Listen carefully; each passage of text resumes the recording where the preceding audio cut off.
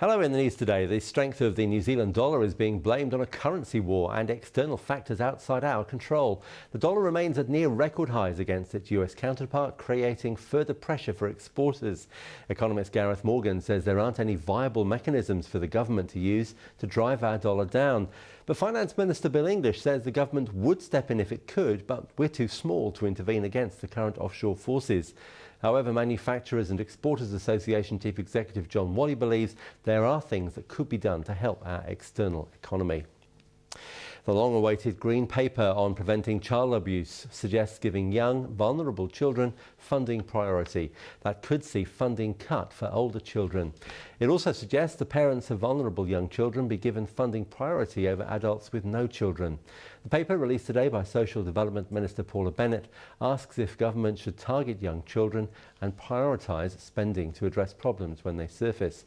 Paula Bennett says too many children are being hurt, abused, neglected and badly let down, and that can be changed. Now is the time to act. The Green Paper poses solutions to complex issues facing children and asks the public to consider the questions raised by those issues. Ms Bennett says some of the ideas in the document will make people uncomfortable. A select committee has blocked a request for public hearings on the proposed Trans-Pacific Partnership Agreement. A petition signed by 13 organisations, including Oxfam, the Council of Trade Unions, the New Zealand Society of Authors and the New Zealand Public Health Association, made the request. But the Foreign Affairs and Trade Select Committee, which has a National Party majority, rejected that petition. The failings of the organising committee have been pinpointed in Spark's review into the major financial blowout at last year's Rowing World Championships. Without naming him as such, the blame appears to be at the feet of organising committee CEO Tom Mayo. Spark boss Peter Miskimmin says Mayo and his team did some things very well, but fell well short in others. The man convicted of killing 270 people in the Lockerbie bombing has been seen on Libyan television. Abdel Basset al-Magrahi was released from Scottish prison almost 2 years ago, after it was claimed that he was suffering from advanced terminal cancer. The BBC, though, has now shown footage of Magrahi taking part in a pro-government rally.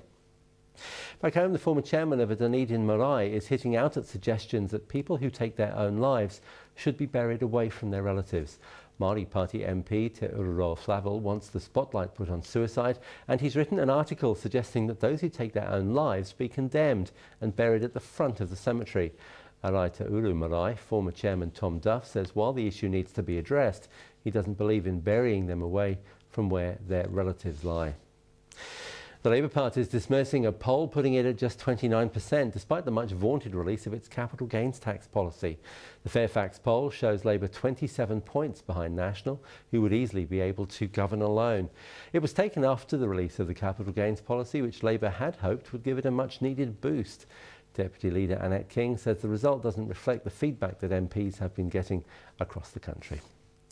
15-year-olds wanting to get their driving licence these school holidays have just 4 more days before the age increases to 16.